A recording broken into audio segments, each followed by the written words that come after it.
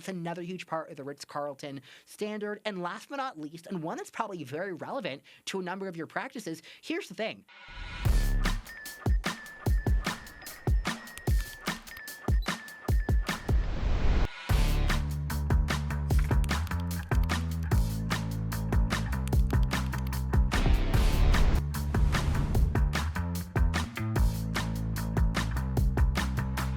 Today is all about the one thing that I believe if you take it to heart, if you really start to implement even just a handful of the principles we're going to share with you today, it is going to dramatically transform your practice. It's going to increase the number of referrals you get. It's going to change the kind of reviews you're seeing come through your Google My Business listing. It is going to be an absolute game changer. So today I want to talk to you all about what does it actually mean to engineer a 5-star experience for your patients? What does a 5-star experience in 2026 actually look like? You go to conferences and you go to seminars and you hear all these different things about people talking about elevating the experience and making it luxurious. But where I think there's such a lack of training in our industry, and what really motivated me to do our webinar today, is I think a lot of people don't necessarily understand what that looks like in practice. How do you actually engineer something that's elevated for your patients? So we're going to get into the nitty-gritty today. You're going to want to grab your notepad. You're going to want to grab your favorite beverage. If you like taking notes on your iPad, that's great too. We have got so much actionable content to share with all of you guys today, so I hope you are excited to learn. Let's get into it, shall we? So to really kick us off today, who is this training for? We have many of you from many different parts of a practice joining us today. Maybe you are a provider, or maybe you are a practice manager. Maybe you are just someone who really is a marketer and really wants to improve the patient experience that you're seeing in the practices you engage with. Whatever the case happens to be, I'm super, super glad you're here. Now, we are going to give you a ton of information today. I always say I want you all to look for those gems of wisdom. And what I mean by that is I want you all to look for those 2, 3, 4 really actionable things that you can take back to your practice as early as tomorrow and start to see come to life. The last thing we want is for you to be investing your time and your resources into this training, into these tools, and then they just sit on a shelf and collect dust. I don't want that for you. So I want you to find those things that make sense for your practice, make sense for your team, and that you're going to be able to implement. So let's get right into it, shall we? I always like to say I am a trainer and not a trend chaser, okay? There are plenty of people who want to teach you something that's going to work this week, and then next week it's gone, right? That's awesome. That's not what I am here to do today. I am going to teach you patient service excellence and 5-star experience best practices that are really going to endure. If you're looking for a silver bullet or a magic show, you are not watching the right guy, okay? That is, I'm sure, somewhere out there, but that is not what we are here to do today. So let's get into it, shall we? What are we going to cover today? We're going to cover a lot of ground. We're going to start by really helping you all get very familiar with what a 5-star standard really looks like. And we're going to talk about things like the Ritz-Carlton standard. We're going to talk a lot about the Forbes 5-star standard. I really want you guys to understand that. That is the foundation for a lot of our training today. We're also going to talk about what the actual framework of a patient experience looks like and what the experience and journey really look like. I think a lot of people think that the patient journey begins when someone walks through the doors of your practice. But the reality is a patient's journey actually begins a lot earlier on than that. So we're going to talk about 3 phases of the patient journey today: before, during, and after, and what you need to do to optimize all of those. So we're going to talk about that. Any of you who know anything about me by now know that I'm a big stickler for using the right words and being very mindful with your language. So we are going to talk about language today and words to use and what the Power 25 are and where those really fit into your customer experience journey and where those really fit into delivering a 5-star patient experience. We're going to get into the details, something called the 10-5 rule, which we'll talk about shortly, and we're just really going to get into everything you need to do to make this tangible. So this is one you're going to want to replay, share with your staff, but let's keep moving right along here. Like I said, we're going to cover a lot. We're going to give you a ton of resources, a ton of information. I want you to focus on not just hearing me today. I'm nice enough to listen to, I guess, but I really want us to focus on implementing. Really want to keep that in mind. So where I want to begin our training today is let's talk about why 5-star experiences really matter and what a 5-star experience actually is, because so many people just throw that around. I really want to get our definition of that crystal clear today. So let's talk about this a little bit. So we know that in the world world of spa ratings, Forbes is pretty much the go-to. They are the best at this, and they have what they call the Forbes 5-star rating. Now, if we look at that Forbes 5-star rating, we're going to talk about that substantially over the course of our time together today, but if we look at all the things they rate practices on, about 30% of those are based around, the facilities and the environment, how it looks, how it feels, the place that most people put their time and effort into, which absolutely matters, don't get me wrong. But if we look at the Forbes 5-star standard, only about 30% of how they rank any high-end luxury spa is actually based on the facilities and the signature scent and the way it looks and feels, those things most people talk to you about that they think makes up a patient experience. But when we look at what Forbes is most concerned with, when we look at what like 70% of their 5-star rating is all about, it's not about the signature scent. It's not about, the floof pillows that you had in the reception area. It's not about the decor. Those things matter, but 70% of the Forbes 5-star rating is actually based on criteria that relate to service delivery. How do you make that patient feel? How did that patient come away being treated? So we're going to really focus a lot on that today. And so often I'll be speaking in front of an audience or doing, a video or whatever the case happens to be, and I get in the comments or people talking to me afterwards, whatever the case happens to be.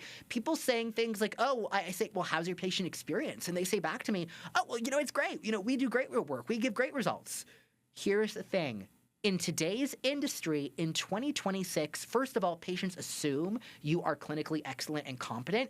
And being clinically excellent, I hate to break it to you, but that's kind of just like the table stakes to stay in business. That's the bare minimum of a patient experience right now. That alone is not going to make a lasting impression on the patient as much as you wish it would. That is only a small part of it.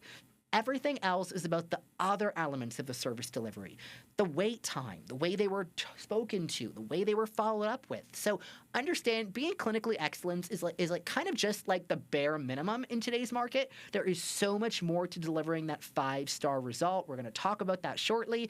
And also understand, people are going to be happy with results, and that's awesome.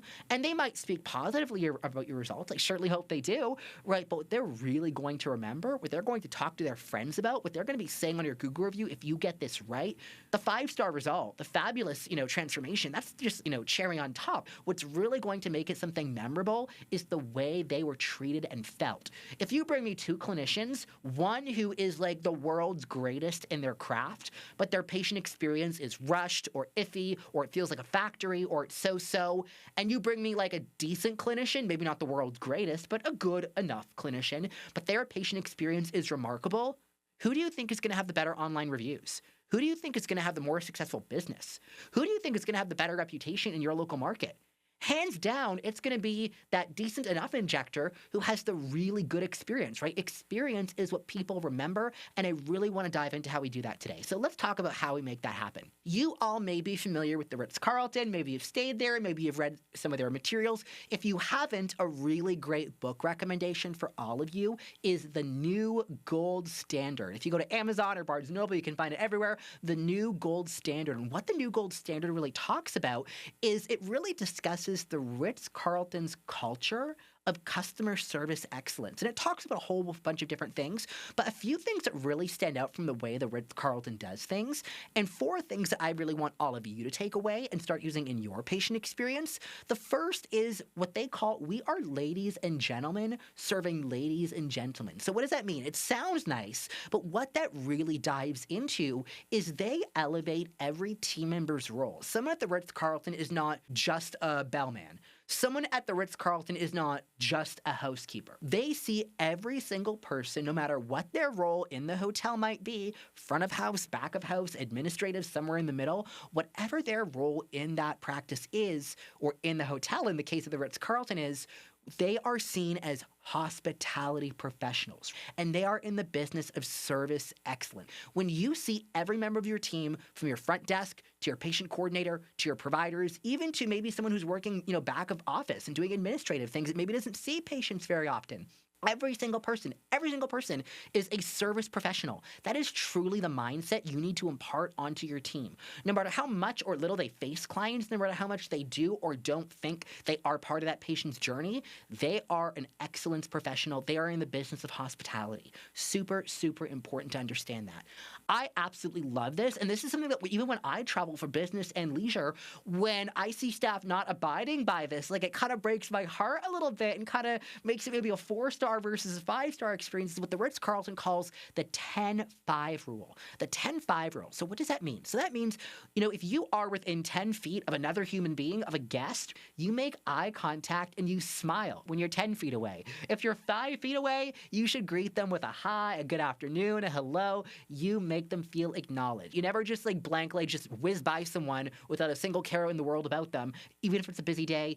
Everyone feels heard, everyone feels seen and cared for. The 10-5 rule is a really easy way to do that. The whole philosophy of the Ritz-Carlton, and with any brand that you've probably had an amazing interaction with, all revolves around the same thing. And this is what we call anticipatory service. This is where you anticipate someone's needs before they even know they have them. Let me give you a recent example of this that I saw, and I was just like, this is such anticipatory service. So this is where I was staying at the Global Ambassador in Scottsdale, Arizona. If you've never stayed at that hotel, the Global Ambassador, it is incredible. Highly recommend. So they, in their rooms, they didn't have clothing irons, but what they had was clothing steamers. Now, I love me a good steamer, so that was great for me. But even more importantly than the fact they had a steamer, I thought that was nice and elevated, they actually had distilled water in a nice little bottle next to that steamer. Why? They know, the Arizona water, and water anywhere, quite frankly, might have mineral content that actually can stain a garment, right, if you use it in the steamer. They know that it's not great for certain types of material. So not only do they provide you with a lovely little steamer, they also provided you with distilled water to make sure that when you were steaming that garment, it didn't get stained. I was blown away. It was incredible. That's a perfect example of anticipating a need before you even know you have it. So anticipatory service, that's another huge part of the Ritz-Carlton standard. And last but not least, and one that's probably very relevant to a number of your practices, here's the thing. It's not a question of if you're going to have an unhappy patient. It's a matter of when, how soon, and how many. That's just part of being in the business of serving the public. You are going to have unhappy customers at some point. It's all about how you turn those situations around and how you deal with them. How do you turn unhappy patients around? How do you deal with them? In the world of Ritz-Carlton, we call this service recovery. How do we turn that person who might have been otherwise disgruntled into someone who's not only happy, but is telling others about how well they turn that situation around? So I want you to be very mindful of these 4 elements of your patient experience. Are your staff following the 10-5 rule? Are they greeting people? Are they smiling at them, making eye contact, even if they're in the middle of a busy day, running around doing a million things? Are they coming from a standpoint of anticipatory service and meeting that patient's needs before they even know they have them?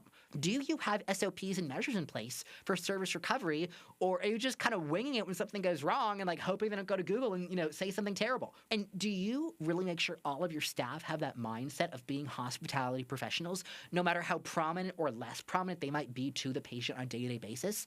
Taking these 4 things to heart alone can completely transform the way you engage with your patients and the kinds of experiences they have in your practice on a day-to-day basis. Really important to understand that. Another book recommendation I want to recommend to all of you is Unreasonable Hospitality. If you've not heard of this book, if you've not gotten this book off of Amazon, this one is a wealth of ideas and information.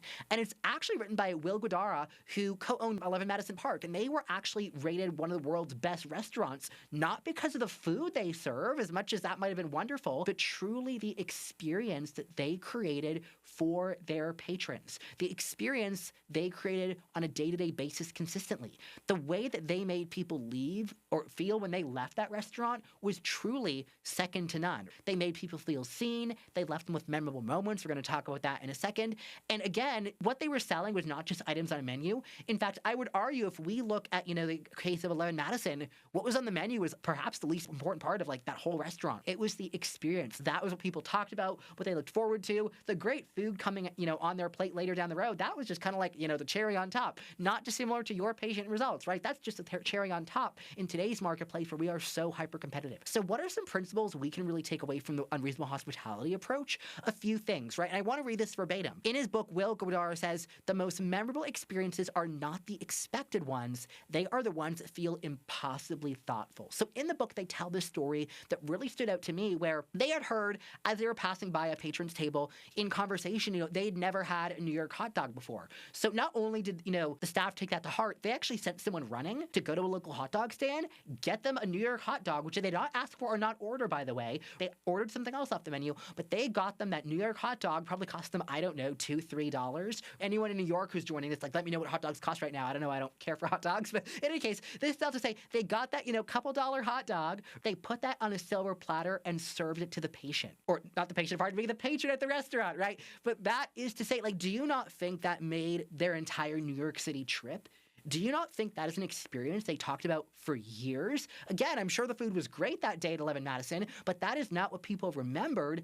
They remembered that moment where, they were like, oh my gosh, they went above and beyond for me. In this case, they did it with a hot dog, a $2, $3 hot dog, right? That's another thing I want you all to write down. Creating incredible patient experiences does not have to be costly. Let me say that again. Creating incredible patient experiences does not have to be costly. It can be something as simple as asking a patient when they're in the treatment room with your esthetician, what type of aromatherapy would they like that day? It can be something as simple as asking your patient, what type of music selection would they like that day? Would they like calming nature sounds? Would they like soft jazz music? Would they like a silent treatment room? Conversely, with sound or sense, pardon me, if you see someone that's very sensitive, with allergies, maybe they would prefer an unscented experience and prefer unscented products. Again, that does not really cost you anything extra. It's just about being thoughtful. Some things in your patient experience will be an investment, absolutely, but good service is memorable. Service that really provides unreasonable hospitality. Service that really meets that Ritz-Carlton standard. Much of it is not about investment. It's about intent. I want you to write that down. Much of delivering a 5-star experience is not about investment that you have to make into the patient experience. It is about intent and going above and beyond. So we'll talk more about that in a second here. I just really want you all to take those 2 principles to heart. So here's what good customer service that meets that 5-star experience level is not. It's not just generic, say thank you to everyone and send them a handwritten card in the mail. Those are all great things to do, and I recommend you do them, but that, again, is, been there, done it. You can go read that on some blog. It is also not just about being nicer. I hope your staff are nice. If they're not, you're going to have a problem showing up in your online reviews very, very quickly. And if you do have that problem, there's probably some things that need to change very quickly. But being nicer alone is not necessarily what delivers a 5-star experience. That's certainly a part of it, how people are made to feel.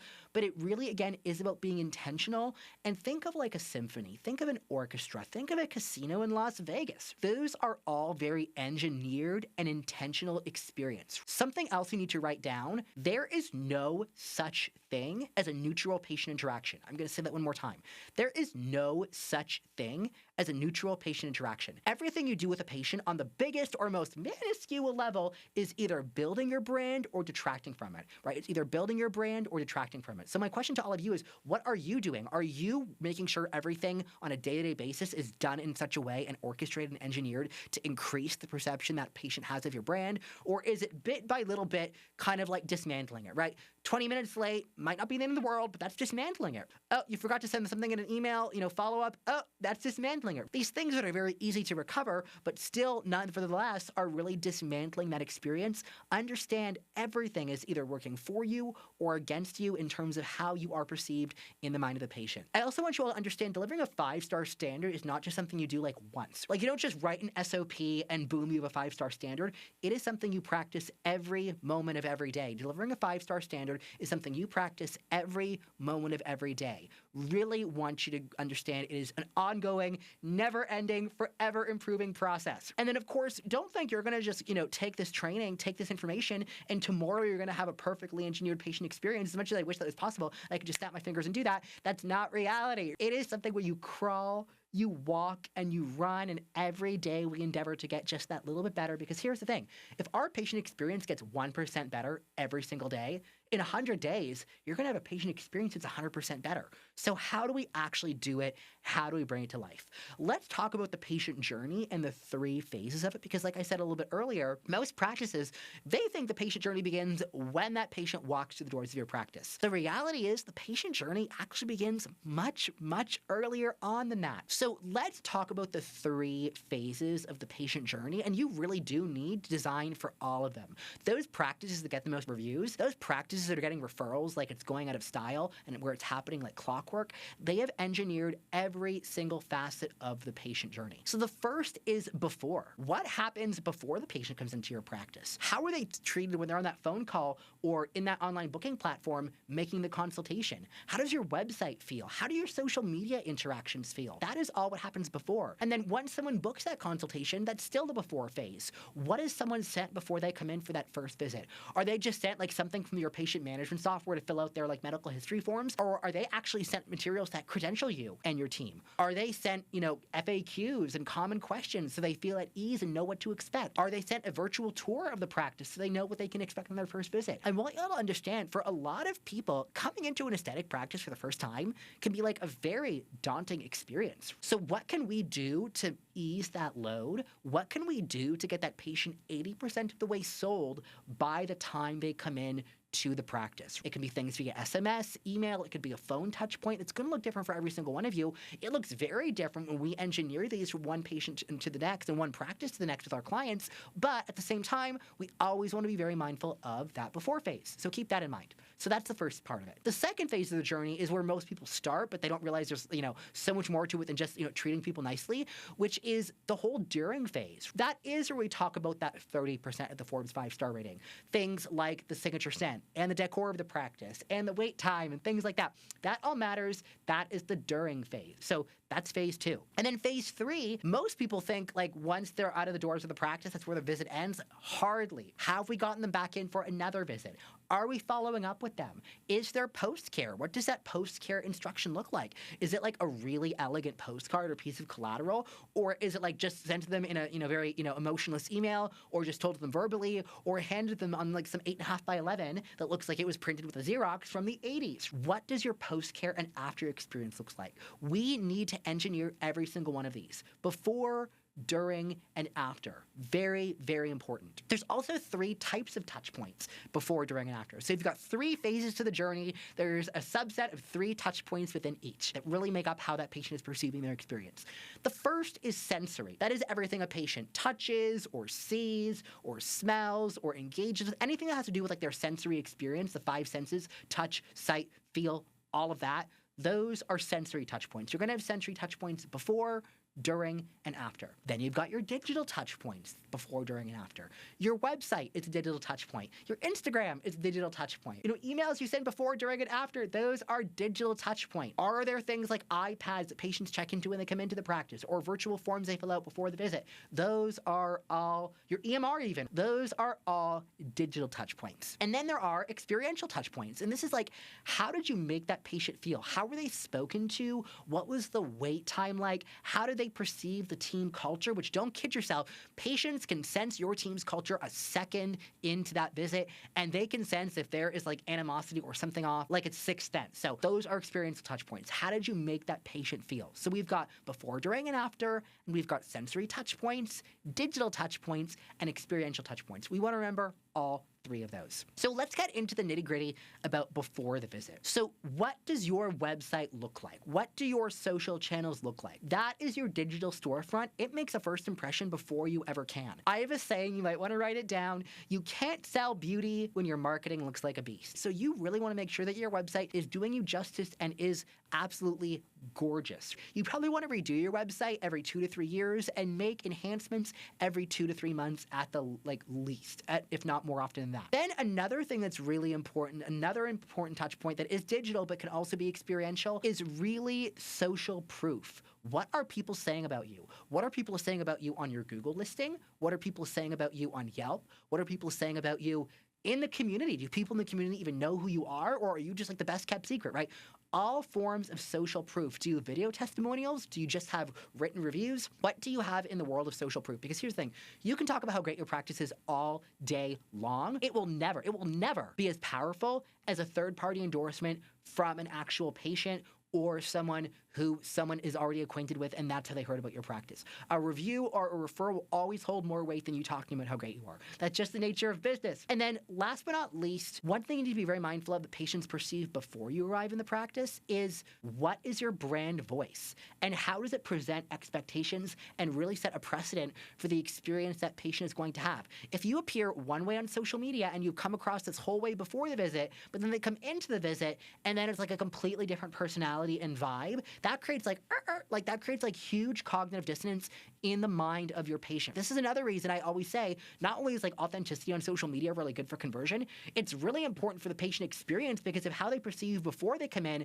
and how they perceive you once they're actually there are two different things, you're going to find yourself with like a bit of a mess on your hands in the mind of that patient. So always be mindful before the visit of your digital storefront, aka your website, what kind of social proof you have going on, as well as your brand voice. These are three things to be very mindful of in the before phase of the patient's journey. I also want you all to be very mindful of your phone handling. We're going to talk about directors and first impressions in a few slides, but understand like that phone conversation is often the first human interaction someone has with your practice. That phone conversation is often the first interaction someone has with your brand. It can make or break you before you've even had a chance to talk to that patient. Things like the words you're using in your greetings matter. Making sure they're, a little more formal and making sure they're saying the name of your practice, not just, how can I help you in dermatology office or, how can I help you med spa? You would be shocked at the things we have seen on the phone in our secret shopping for our clients when we're going around and seeing things with their competitors, even from brands that you know very well in this industry, large operations that are, multi-location. Some of them have horrific phone handling. You would be shocked. So always being very mindful of the way you handle your phone interactions is super, super important as well. Making sure you have frameworks for that. Notice I did not say scripting. I said framework. I think scripting people word for word for word comes off very awkward and stiff, and staff get really self-conscious about it and trip up.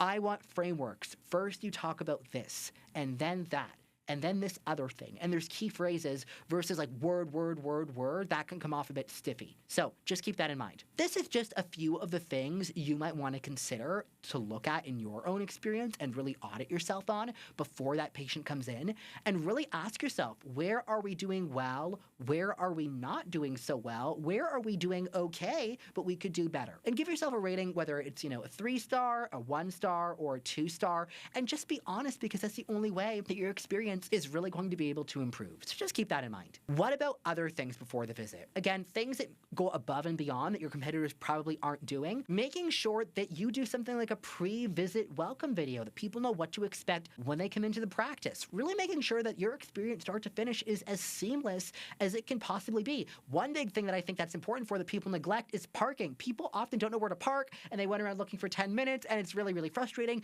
If you're in a place where maybe there's paid parking, do you validate that? Do you not? Again, that's for you to decide, but really making sure that everything is as frictionless as it can be, because the last thing you want is someone spending 15 minutes trying to park, feeling frazzled, and by the time they get in there in no good mood and definitely not in a mood to buy. You don't want that. So make that arrival frictionless. And with your phones, this is easier said than done. I understand that, but if you can make sure your staff are answering that by the 3rd ring, it is going to make a world of difference in your conversion. So just a few things to consider. As far as what to make sure you're avoiding, I love AI. You all know that about me by now. AI is phenomenal, but don't overdo it where everything just feels so automated and just from your EMR, and they feel like just a number. They deal with that enough when they're going to the internist office or what have you. They don't need it when they are coming to see you, okay? Keep that in mind. In addition to that, again, that whole idea of arrival anxiety, we have a principle: reduce their mental load. Reduce their mental load. One less thing for your patient to think about. That's one less thing for your patients to think about. So making sure we avoid that arrival anxiety is so, so key. And then again,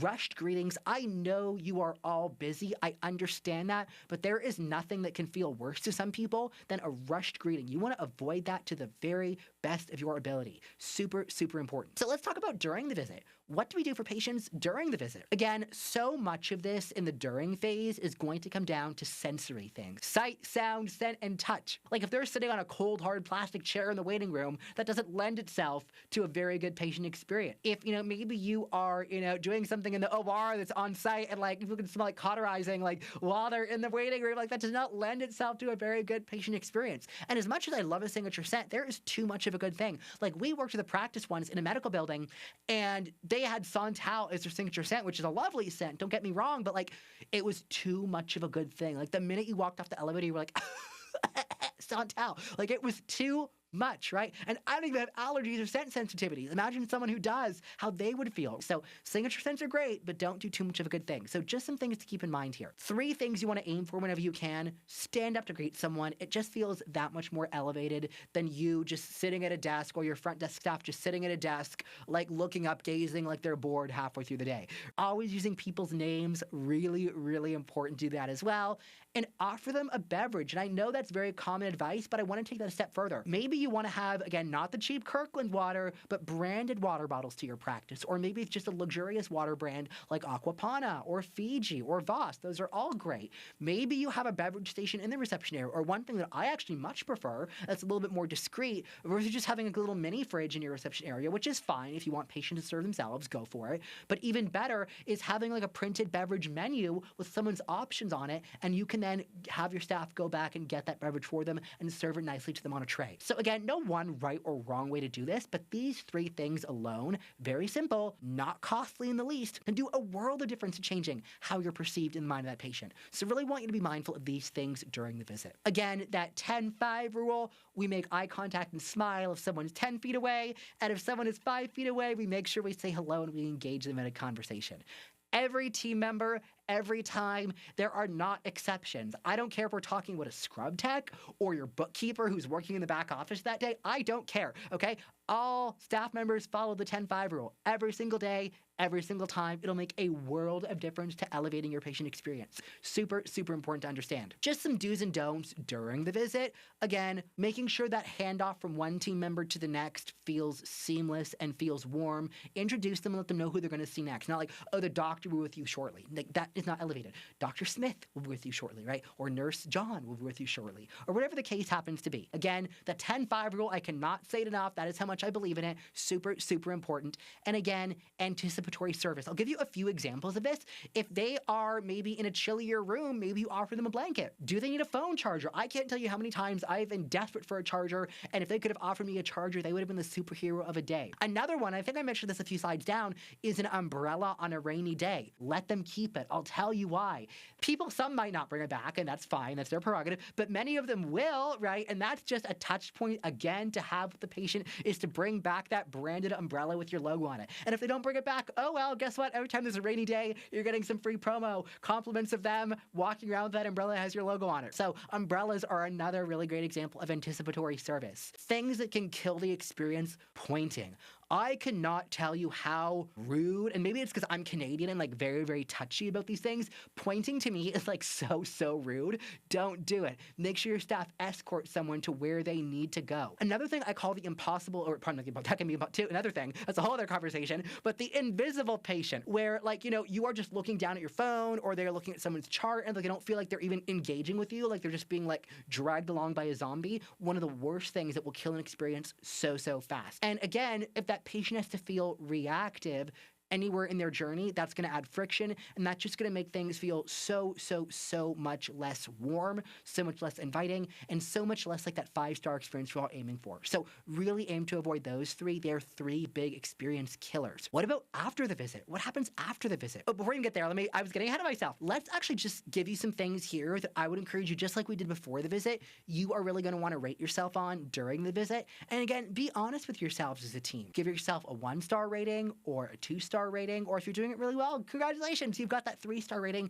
But just get very honest with yourselves, because that's going to give you a really clear picture of where you might need to improve or do things a little bit differently. Again, the experience does not end at checkout, so let's get into the after. Again, wish them a fond farewell. Let them know, this is a really important thing as well that I found makes a difference to retention over the long term. Always plant the seed for that next visit. We can't wait to see you next time. We can't wait to see you in June, whatever the case happens to be. Always plant that seed of the next visit in your staff's farewell greeting. It makes a world of difference. I'm a big believer for everything, but especially injectables and laser, create some kind of post-care kit. And this is not just like a bunch of things thrown in like a little Ziploc bag. Like that's not an experience. In fact, that feels hokey and cheap. Like, right, why not create your own really elevated custom branded bags with post-care instructions? One thing we do with our clients, we create like custom branded post-care postcards. They're the size of a standard postcard in the mail, 5x7, and they have all those instructions on them. We like to use icons and visuals because that way people are going to put it on their bathroom counter and actually be compliant versus like some piece of paper that was, again, printed on the hokey Xerox from the 80s that you know is getting tossed in the garbage bin right as soon as they walk out of the door. So create recovery kits. It makes a world of difference. And if you can swing it and you've got time in your day, walk them out, open the door for them on their way out. It just feels so elevated. If you all go to my Instagram, I'll link it below,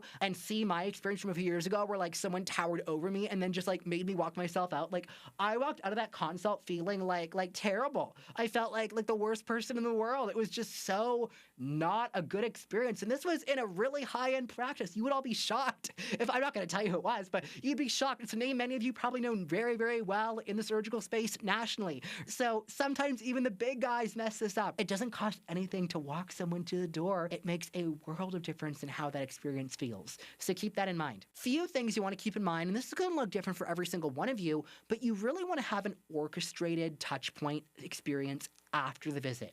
What happens 24 hours after? Just 48 hours after? What happens 7 days after? What happens 30 days after? What happens 90 days after? Do we have reactivation sequences built? Do we have things at the 7-day mark that make sure people know that we appreciate seeing them and are valued? Are they getting something sent by mail after the visit? Ideally, yes. Are they offered something in the form of enhanced value 30 days following their treatment to get them to come back in and try something maybe they didn't originally schedule for or aren't booked in for yet on their next visit? What does this look like? I really want you all to engineer your after experience, and 4 really key junctures along the way are going to be 24 hours to 48 hours, 7 days, 30 days, and 90 days. Now, I will say, at day 91, that's where I consider someone inactive, and we reactivate a retention campaign, but that's another discussion for another day. So I just want to look at 24 hours to 48 hours after, 7 days after, 30 days after, and 90 days after. You can add more touch points to your post-care, to your after sequence if you're so inclined, but these are the 4 you want to have at a bare minimum, and 4 that in our experience we've really found are very critical to that patient's experience, to that retention, and to that after journey. So keep that in mind. Some things after the visit you really want to do and avoid.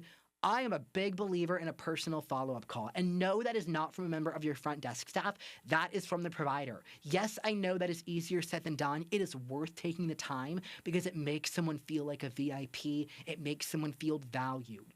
At the very least, a medical assistant, ideally the provider, but if they can't swing that for whatever reason, which I would highly encourage you to do, then I'll give the medical assistant a pass, but I don't want it to be a member of the reception team. Very, very important to understand. I'm a big, can't say enough, big believer in handwritten thank you notes. I know practices that have truly built multi-million-dollar reputations on this. They have built their referral base on this. You know, we all get thank you emails. I'm sure I get one, every hour when I buy something online, right? Me and my shopping habit. But to get something in the mail, I think the other inbox, as I like to call it, is such a lost communication form and such a lost art. Really want you to always see what you can do to send those handwritten thank you notes. Even if they're only, partially handwritten in the fact you sign them, but it's something that, is printed really nicely, even that's something. Again, you're all going to implement this differently, but I want you to find some way to implement a handwritten thank you note sent as quickly as possible after that patient's visit.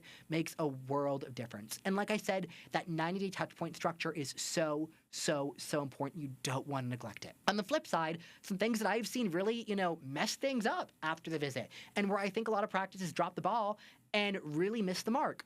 Oh, you follow up with them after the visit, but it's only to sell something. That makes someone feel like used and abused, right? Like, I can't think of a worse way to feel. We all know brands. I can think of several in my head right now, both in and out of aesthetic medicine, where they never checked in to see how I'm doing or what they, might be able to do to make my experience better. Just everything is a promotion. Everything is a now buy this, now buy that. There's no actual customer service. Your idea of follow-up is just selling stuff to people. That's important, and conversion and cross-selling is incredibly important, but that can't be the entirety of your after journey. There has to be an element of care, and there has to be an element of delivering an experience. Really important to understand. Patients often get anxious after a treatment. They don't know what skin's supposed to look like 3 days after their laser. They don't know necessarily what the surgical healing experience looks like with scars and things like that nature, right? And then they're left to like Google their symptoms and end up on another practice site. Like, anticipate that post-treatment anxiety. Create materials, both physical and digital, that really address that. Maybe even FAQ YouTube videos. Hey, it's been 7 days,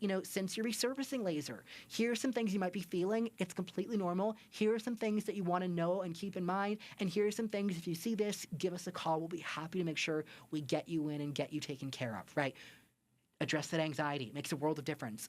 And then, of course, again, just like I said earlier, this is true at all phases during the patient journey, where everything feels so automated. They just feel, again, like they are a number and not cared for as an individual. So these are things that can completely do you wrong. After the visit, I want you to avoid them, and some things that you really want to make sure that you are doing. So keep those in mind. Language is also a very important brand signal.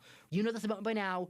Language makes a world of difference. Why? Because it has a subconscious impact. We need to make sure that all of your staff are using consistent language. So what does this sound like? Right? Some things you can look at after the visit to rate yourself. Just some quick things here to rate yourself on. Almost forgot to give you guys that. But let's talk about language swap. Never things like, no problem. I say you guys a lot when I teach, but I am also not front desk staff at an aesthetic practice. If I was, I would not be using that terminology. You guys, I don't know. Hold on. Sign here. Oh, do you have an appointment? All those things will ruin the way patients perceive you by using the wrong language. So just here's some much more upscale alternatives. And if you think of any luxury brand, they train on this to the nth degree because it is super, super important. So just some really important language swap, which brings me to something I call the Power 25. The Power 25. These are 25 words I want you might even want to print this off and use it in your staff training room, right? Or in your break room, I should say, right? For staff training. 25 words that we know are typically associated with positive patient experiences, positive customer interactions. And by the way, don't just use these in verbal communication, use them in your emails, use them in any automations you program, use them in your responses to reviews on Google or Yelp or, wherever else they happen to be leaving reviews, right? Definitely, absolutely, certainly, generous, brilliant, interesting, impressive, expert, favorite, ideal, terrific. These are all great words. Obviously, you're not going to sound weird and use all 25 in one interaction. I'm not saying to do that, but try to just, pepper these words throughout your daily interactions wherever you can. It will make a world of difference. You wouldn't believe it. So the Power 25 are your new best friends. They are part of the luxury lexicon. I like to do things one bite at a time. We crawl, we walk, and then we run. Pick three your staff are going to try to use more with patients this week. Next week, 3 more. And in a matter of a couple months, they'll be using 25 like it is the back of their hand. So just something to keep in mind. Another thing is micro moments. And if you ever read Unreasonable Hospitality, which I highly recommend you do, you'll notice this is something that 11 Madison did a lot. Creating these micro moments. Like I said, umbrella on a rainy day. That's a micro moment. The beverage presentation done well can definitely be a micro moment. What does it look like when you remember someone's name and they feel that much more cared for when they come in the next time? Makes a world of difference. Maybe you even have a really nice mirror that you give patients with your logo on the back that, it stays in the treatment room. Patients don't necessarily bring these home unless you want to create a bunch of them. They don't just give that standard order medical feeling mirror that they could have gotten at the dollar store. Create a really fabulous experience, even in something as simple as holding a mirror. It can all make a world of difference. Really want you to understand that. And remember, these are the things that patients are going to talk about in their reviews. They are well worth putting the intent and, where it's relevant, the investment into engineering. Again, follow-ups that people aren't expecting. That is something that people will positively talk about in reviews. Doing things like offering them a blanket in a cold room, like I mentioned earlier. That is something that creates a must-review moment. Always making sure that patients feel like, they have a comfort menu, they get extra time for numbing. These things are not radically difficult. They are not particularly costly, but they are things that patients will truly appreciate and that you'll see start to show up when you start implementing them in your reviews time and again and again and again. So let's just talk about the 4P framework really, really quickly. Going back to the Forbes standard, the Forbes 5-star standard, if ever Forbes sends one of their secret shoppers in and someone scores below a 96% in their visit that day, they're actually in jeopardy of losing their Forbes 5-star ranking. It is wild. 96% is the minimum. Think about it. Would you, if you were on a plane and the pilot came on and said, oh, hey guys, we're 96% of our checks are good. The other 4%, I don't know. Would you ever get on that plane and let it take off, or would you be screaming to let them let you off before you leave the ground, right? That sounds like a high standard, but when you are going for 5-star, that is truly the threshold you need to aim for. Are we going to meet it every single day? No, this is planet Earth, but we need that 96% or better mindset, that 96% or better mentality in the minds of all of your staff. And the 4 Ps to help you do that are going to be having your team trained, having the right people hired. By the way, that's a whole other conversation, but hire for personality. I cannot say that enough. Competency can always be trained, but hire for personality first. Having processes in place, both as far as they pertain to technology and SOPs. Very, very important. Obviously, making sure that things feel personalized, right? We know that's one thing that patients, when they spend more, are looking for. An experience that, to the best of our ability, truly feels personalized to that patient. And last but not least, invest in making your place somewhere worth going to and worth reviewing. It does not have to be costly. People will spend thousands and thousands and thousands of dollars on meta ads, which is fine if you want to do that, but then they don't even want to go and spend $500 on a new piece of furniture for the reception area, and they'd rather have something that looks janky. Make it make sense. So these are the 4 Ps: people, place, process, and personalization. I want you to live them, okay? 5 things are going to kill the experience every single time. A rushed greeting, like I said earlier, right? Clutter anywhere on a back bar, your front desk. Clutter just does not lend itself to a good impression on that patient at all. Again, I know this is easier said than done for some of you, depending on the nature of your practice, but a clinical smell, no one likes going to, the ER. No one likes going to the doctor. That clinical smell will make them feel that way every single time. It's important to be clean, but clinical smell, try and avoid it to the best of your ability. Again, pointing, like I said earlier, so rude. And of course, things that feel transactional, especially when it's the end of the visit and you're telling them goodbye, that can make a world of hurt if you don't master it. So these are 5 things that will kill the experience faster than anything else. So how do we implement it? Always start with what we did a little bit today in some of our slides. We audited it. Where are you doing really, really well with your patient experience? Where is there a lot of work to do? From there, develop your standards. AI can help you with this. Develop SOPs, develop best practices, develop materials to train your team with. Then use them. Train your team. Train them again and again and again. Like I said earlier, and a 5-star patient experience is not something you do once. It is truly a living, breathing thing that you do every minute of every day. And then last but not least is going to be your execution. Put it into practice. Make sure it's actually done to your standard. And that will really lend itself to patients noticing, referring more, and talking about these things you're putting into practice in their reviews. So really want you to keep that in mind. Like I said, with the Ritz-Carlton and the new gold standard, it is a matter of culture. Make it part of your day-to-day activity. Make it part of what your brand is about. There's numerous ways you can do that. Some ideas for you here,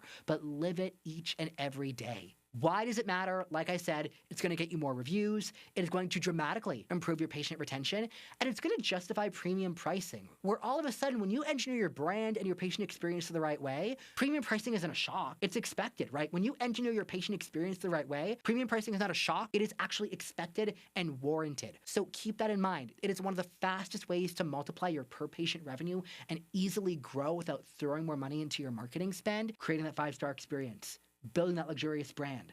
That is how you're going to do it. So understand that the 5-star experience starts with a decision. Like I said, there's no such thing as a neutral patient interaction, and you are either engineering a luxury experience or you are leaving it to chance. So there you go. That is a little bit about how you engineer a 5-star experience for your patients. I would love to hear what you thought of this video. What did you like? What else do you want to learn? Let me know in the comments below. We're always posting new content, so make sure you go ahead and like and subscribe to this channel as well. And of course, if you're looking to learn about how we can help you make your marketing that much more uncommon, that much more elevated, and you really want to understand what you can achieve for your practice, go to marketinginsightsmeeting.com. We would love to chat with you and learn all about your goals.